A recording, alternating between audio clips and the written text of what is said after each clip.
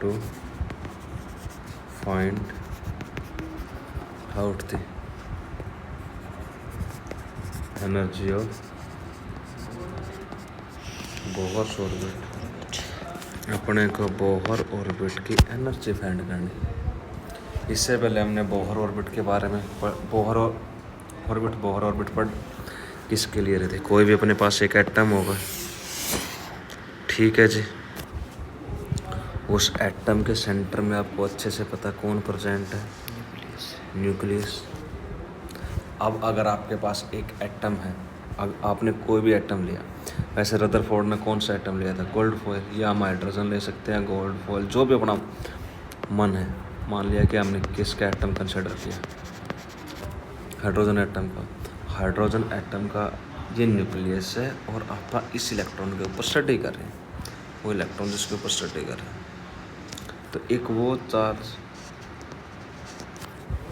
Atom की वजह से एटॉमिक नंबर इनटू ई, जितना उसका एटॉमिक नंबर है जो उतने उसमें इलेक्ट्रॉन, साथ में वो इलेक्ट्रॉन जिसके ऊपर अपन क्या कर रहे हैं, स्टडी कर रहे हैं, आउटर मोस्ट का इलेक्ट्रॉन, क्या कर रहे हैं, ठीक है जी। अब एनर्जी फाइंड कर रहे थे और ये इलेक्ट्रॉन क्या कर रहा है, रिवॉल्व कर रहा है, क्या कर रहा है, रिवॉल्व कर रहा है विद वेलोसिटी v। अब अपने को इसी क्या फाइंड करना है, काइनेटिक एनर्जी। अब अगर हम इसको चार्ज Q1 मानते तो ये चार्ज क्या है, Q2। इनके बीच की डिस्टेंस क्या है मेरे पास, R। अब जब मेरा एक इलेक्ट्रॉन, एक मेरे पास एक एटम है, उस एटम का जो आउटर मोस्ट इलेक्ट्रॉन क्या कर रहा है, रिवॉल्व कर रहा है उसके ऑर्बिट में। अब उसकी एनर्जी फाइंड करनी है। जो वो इलेक्ट्रॉन मेरे पास दो टाइप की एनर्जी रखता है, एक तो कौन सी, काइनेटिक एनर्जी, दूसरी कौन सी एनर्जी रखेगा, पोटेंशियल एनर्जी। काइनेटिक एनर्जी और पोटेंशियल एनर्जी ये हमारी किसकी इक्वल आएगी फिर, टोटल एनर्जी की। अब बात आती है कि काइनेटिक एनर्जी क्यों ली और पोटेंशियल एनर्जी हमने क्यों ली। तो काइनेटिक एनर्जी किसकी वजह से आती है, मोशन ऑफ इलेक्ट्रॉन की वजह से। किसकी वजह से, मेरा इलेक्ट्रॉन क्या करेगा, रिवॉल्व कर रहा विद वेलोसिटी v। उस वेलोसिटी v के कारण मेरा इलेक्ट्रॉन एनर्जी गेन करता है और उस एनर्जी को कौन सी एनर्जी बोलते हैं, kinetic energy. Motion of electron के कारण, या मेरा इलेक्ट्रॉन वेलोसिटी ऑफ इलेक्ट्रॉन के कारण, मेरा इलेक्ट्रॉन मोशन में है या v वेलोसिटी से क्या कर रहा है, रिवॉल्व कर रहा है, तो एक एनर्जी गेन करता है, एक एनर्जी रखता है। उस एनर्जी को क्या बोलते हैं, काइनेटिक एनर्जी। और काइनेटिक एनर्जी का आपको अच्छे से पता, आप क्या लेते थे, फार्मूला 1/12 mv²।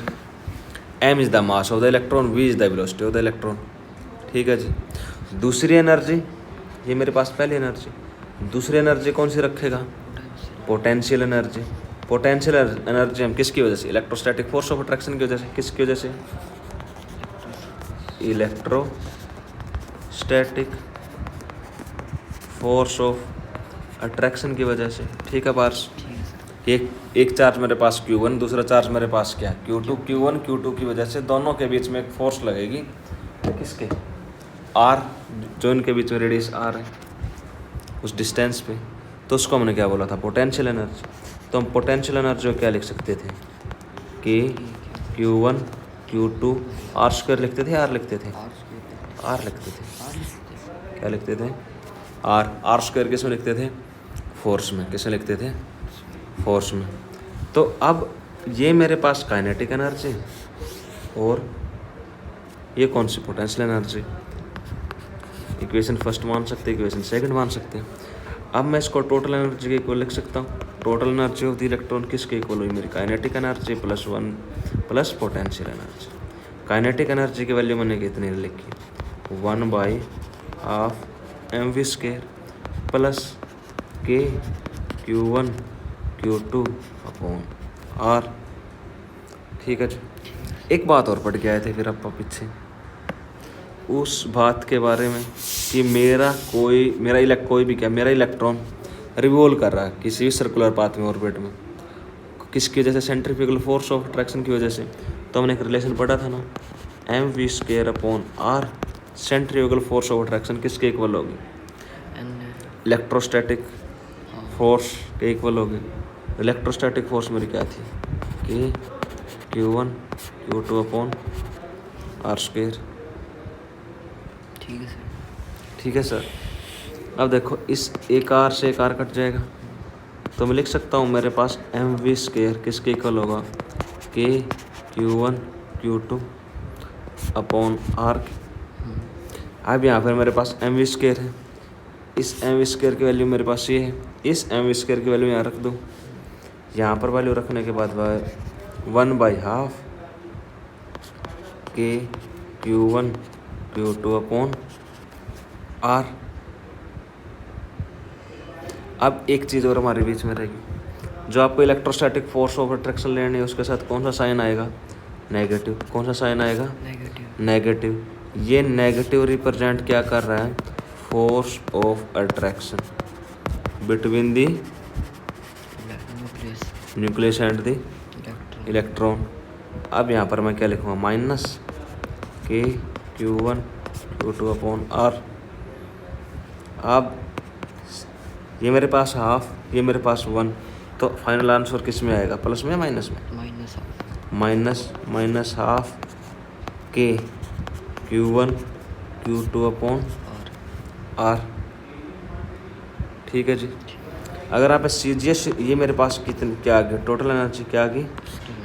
अगर हम CGS यूनिट की बात करेंगे पार्स, तो जो मेरे पास Q1 और Q2 है वो तो चार्ज आपके रहेंगे। के की वैल्यू क्या हो जाएगी, CGS यूनिट में हमने क्या बोले थी, 1। और Q1 की जगह अगर हम क्या लिखें, Q1 हमने क्या माना, ZD, Q2 हमने क्या माना, E। तो मेरे पास क्या आ जाएगा, 1/2 ZE स्क्वायर अपॉन आर। या अभी हम लिख देते हैं KZ स्क्वायर अपॉन आर भी लिख सकते हैं। तो मेरे पास टोटल एनर्जी किसकी इक्वल आई, 1/2 के ZE स्क्वायर अपॉन आर। अगर के की वैल्यू 1 लिखते हैं तो क्या आ जाएगा, 1/2 माइनस का ZE square upon are.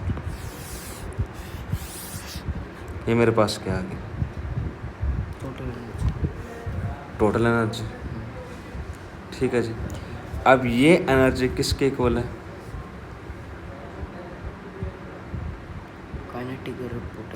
Kinetic energy कहाँ लिखी हमने, ये इसके को लिख सकते हैं।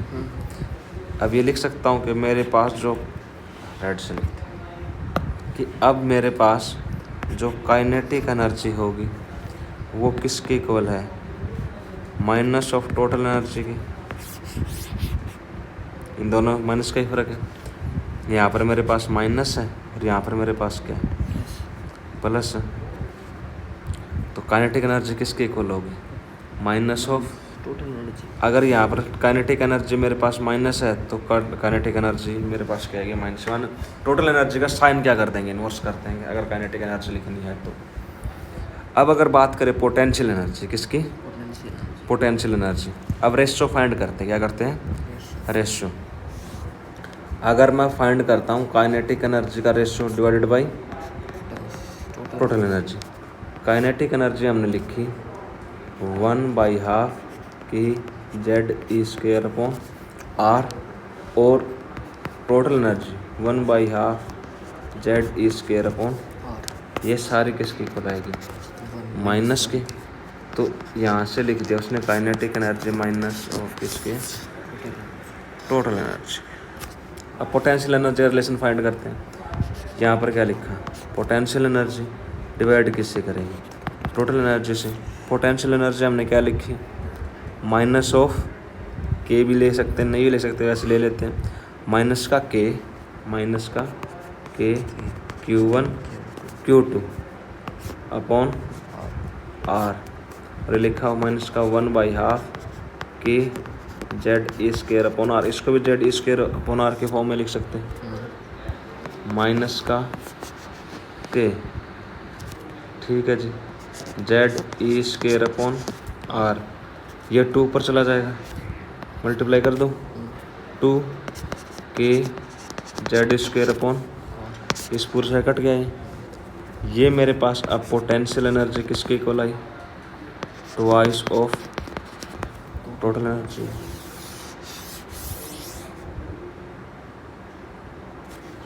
आई बात समझ में?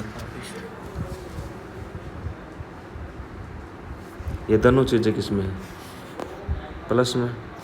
तो अगर यहाँ से कोई बोले कि मेरे पास kinetic energy into total energy into potential energy का रेशियो क्या होगा? 1:2। क्या लिखे? -1:-2।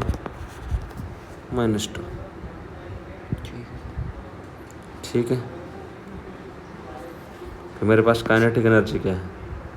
-1। टोटल एनर्जी ये दोनों मेरे पास इक्वल होगी। पोटेंशियल एनर्जी काइनेटिक एनर्जी क्या हो जाएगी? डबल हो जाएगी। इसको ऐसे लिख सकते हैं, यहाँ पर काइनेटिक एनर्जी, यहाँ पर पोटेंशियल एनर्जी, यहाँ पर मेरे पास टोटल एनर्जी। -1 +1 -2 ठीक है। क्या था कोई डाउट? कोई बात पूछनी है? मैंने किसकी वैल्यू फाइंड कर ली? काइनेटिक एनर्जी की। और अब एक बात बता, हमने टोटल एनर्जी फाइंड कर लिया। कर ली total energy of the Bohr's orbit. वो वैल्यू हमारी किसके इक्वल आई है? माइनस का 1/2 के Z² लिख दे। इस टोटल एनर्जी को हमने क्या लिख दिया? EN लिख सकते हैं। Energy of the nth orbit, total energy of the nth orbit किसके इक्वल आया? के Z²/2। अब अगर मैं आपसे किसकी वैल्यू पूछूं? Rn की। किसकी? अगर मेरे पास Rn की वैल्यू होगी तो मैं यहाँ पर वैल्यू पुट कर दूंगा और इसकी वैल्यू फाइंड कर लूँगा। तू कैसे आया सर यहाँ पे? ये रहा।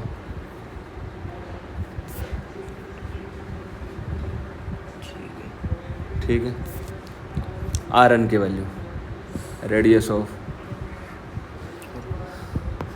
n² h² अपॉन 4π² m और क्या होता था?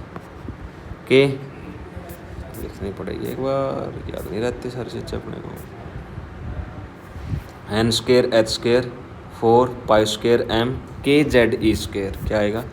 के ZE²। के ZE²।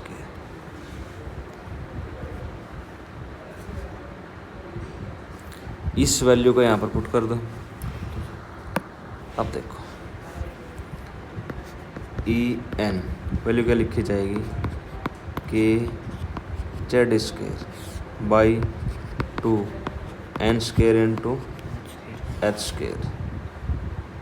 ठीक है। यहाँ लिखा जाएगा 4π² m के Z²। जो कट रहा है उसको कट कर दो, बाकी लिख दो। कट रहा है कुछ? इस 2 से कटेगा ये। 2 2 4 कुछ नहीं कटता बाकी। अब देखो इसको लिख रखा हूँ के E² 2π² m Z E²। Z² हो जाएगा Z² E²। के लिख दिया, E² लिख दिया, ये E² लिख दिया, 2π² m Z²। ठीक है जी। के का भी क्या हो जाएगा? स्क्वायर हो जाएगा। नीचे क्या लिखा? h² into n²। इसको थोड़ा इस तरह से लिखते हैं, k² e⁴ 2π² m। ठीक है जी। 2k² e⁴ π² m। ये लिखा Z²। डिवाइड करते हैं किससे? ये मेरे पास h², ये मेरे पास क्या है जी? n²। जब मैं इस पूरी वैल्यू को क्या करूँगा? सोल्व करूँगा। क्या करूँगा? सोल्व करूँगा। सोल्व करने के बाद ये वैल्यू कितनी आएगी? 13.6। ये सारी चीज़ें अपने माइनस में चल रही है भाई, सारी चीज़ें किस में चल रही है? माइनस में। ये भी माइनस में था, ये भी माइनस में, ये भी, ये भी माइनस में और ये भी माइनस में। किसके इक्वल आएगा? -13.6 Z square by N square. ये मेरे पास क्या हो जाएगी?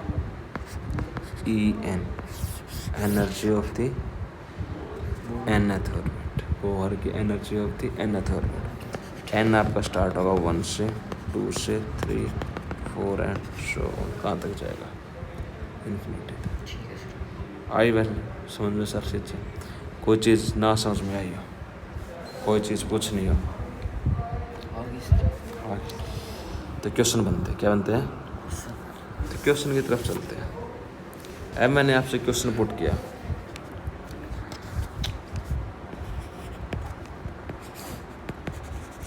Find out the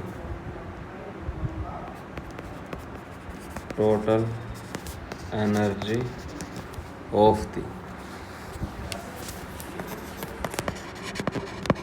hydrogen atom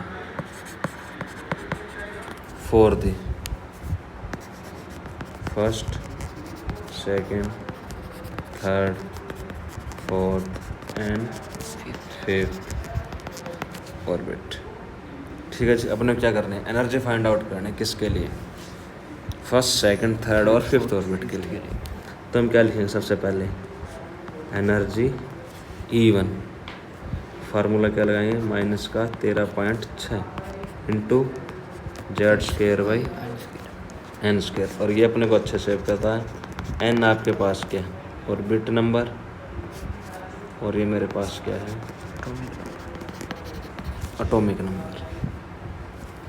अब E1 क्या लिखेंगे? माइनस का 13.6, हाइड्रोजन का एटॉमिक नंबर 1 का स्क्वायर। फर्स्ट ऑर्बिट के लिए 1 का स्क्वायर। वैल्यू कितनी आएगी? 13.6। और ये सारी वैल्यू आपकी आएगी किस में? Electron volt. किस में आएगी? Electron volt. एनर्जी आपकी किस में है टोटल? इलेक्ट्रॉन वोल्ट में। ओके। अब अगर आप क्या फाइंड कर रहे हो? E2 की वैल्यू तो आएगी 13.6 इंटू 1 का स्क्वायर। अगर 2 का स्क्वायर करेंगे तो कितनी वैल्यू हो जाएगी? 4। अगर इसको सोल्व करने के बाद वैल्यू कितनी आती है? 3.4 इलेक्ट्रॉन वोल्ट। एनर्जी क्या फाइंड करें? E3। E3 की वैल्यू आएगी 13.6 इंटू 1 का स्क्वायर बाई 3 का स्क्वायर। 13.6 1 बाई 9। अगर इसको सोल्व करेंगे तो वैल्यू कितनी आती है? 1.51 इलेक्ट्रॉन वोल्ट। 9 एकम 9। ठीक है जी। क्या फाइंड करें? E4 वैल्यू क्या आएगी? 13.6 1 बाई 16। तो अप्रोक्सीमेट वैल्यू कितनी आती है? 0.85 electron volt. Energy of E5 minus 13.6 1/25। ये वैल्यू आती है आपके 0.54 के आसपास। किसके? 0.54 इलेक्ट्रॉन। ये आपको याद भी होने चाहिए और आपको फाइंड आउट भी करना चाहिए। ये वैल्यू अपनी बहुत यूज हो। ठीक है। ये 500। एक बार निकाल के देखेगा तो चीज़ें आ जाएगी। अब इसको दोबारा से देख रिकैप के लिए। इसमें कोई चीज़ समझ में नहीं आई तो आप दोबारा पूछो। डाउट है कोई चीज़? लिख लिया? अब यहाँ से देखो,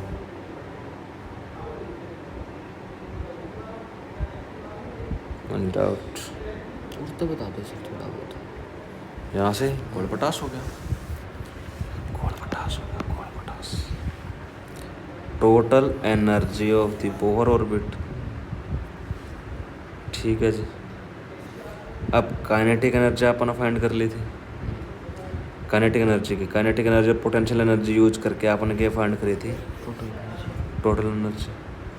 टोटल एनर्जी का फार्मूला था 1/12 kZe² अब अगर मेरे को अपने के की वैल्यू पता है कितनी होती है, जेड की वैल्यू पता लग जाएगी, ई की वैल्यू पता है, टू का पता, किसका पता नहीं? आर एन का। तो हमने क्या किया, आर एन की वैल्यू फाइंड कर ली जो हम पीछे पढ़ के आए थे।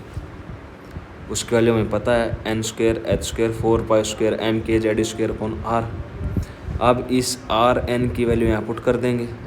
ये यहाँ तक मेरी सारी चीज़ें सेम थी, ये वाली, फिर टू भी सेम था, आर एन की वैल्यू पुट कर दी n² h²,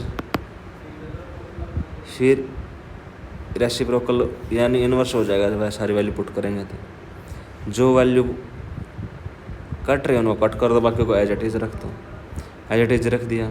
इसमें चीज़ के भी मेरे पास कांस्टेंट, ई की वैल्यू भी कांस्टेंट होती है, टू भी कांस्टेंट, पाई भी constant, m mass of the electron भी कांस्टेंट, ये प्लैंक्स कांस्टेंट है, ये भी कांस्टेंट, E² ये भी कांस्टेंट। कांस्टेंट क्या नहीं मेरे पास, Z²/n²। इसको मैं अलग लिख लूँगा। बाकी सारे के सोल्व करने के बाद वैल्यू कितनी आएगी?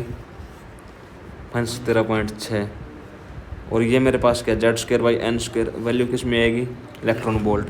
n मेरे पास क्या, ऑर्बिट, n से लेके कहाँ, 1 से लेके कहाँ जाएगा? इन्फिनिटी। इसके बाद क्या आता है, हमने न्यूमेरिकल यूज कर लिया। आई बात समझ में?